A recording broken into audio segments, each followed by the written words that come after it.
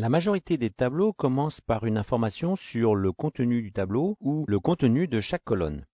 Ici, par exemple, la première ligne indique le titre du tableau, alors que la deuxième ligne indique le contenu de chaque colonne.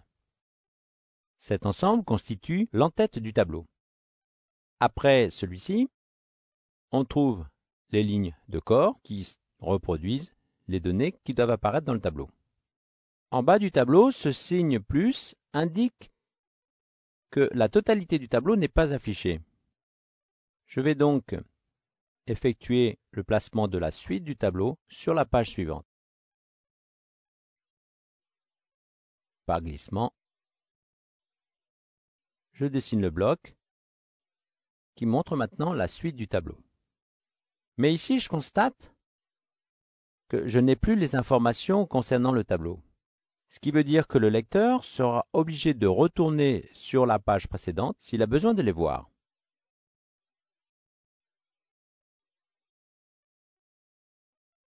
Pour l'éviter, InDesign permet de définir dans un tableau des lignes d'entête. Ces lignes seront reproduites à chaque fois que nécessaire en haut du tableau si celui-ci est scindé en plusieurs parties. Pour les définir, je vais les sélectionner, puis par clic droit, je vais choisir « Convertir en ligne d'entête ». Automatiquement, InDesign ajoute sur la deuxième partie du tableau les lignes d'entête. Si je place le curseur sur l'une d'elles, je vois apparaître un petit cadenas qui m'indique que je ne peux pas éditer leur contenu. Si je souhaite le faire, il faut que je me rende dans la première partie du tableau pour modifier ce que je veux modifier. Ici, je vais remplacer ce mot par celui-ci. Automatiquement, il y a mise à jour sur tous les entêtes dans toutes les parties du tableau. Si je modifie la taille du tableau dans sa première partie, en le raccourcissant par exemple, les lignes de corps passent sur la seconde partie, mais les lignes d'entête, elles, restent en place. On peut faire le même genre de manipulation avec les lignes de pied de tableau.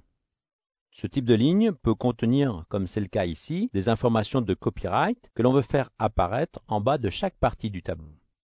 Pour cela, je sélectionne la ligne, puis par clic droit ou par le menu tableau, je vais choisir « Convertir les lignes en ligne de pied tableau ». Automatiquement, la ligne apparaît sur la première partie du tableau. Si je souhaite faire une modification, elle ne pourra se faire que sur la première partie du tableau. Un cadenas apparaît pour l'indiquer. De la même façon qu'avec les lignes d'entête, si je modifie la longueur de la première partie du tableau, la ligne de pied de tableau reste toujours en bas de la partie. Si maintenant je ne veux plus d'une ligne de pied de tableau ou d'une ligne d'entête, je la sélectionne et par clic droit, je choisis « Convertir en ligne de corps ». Automatiquement, InDesign la supprime sur les autres parties du tableau.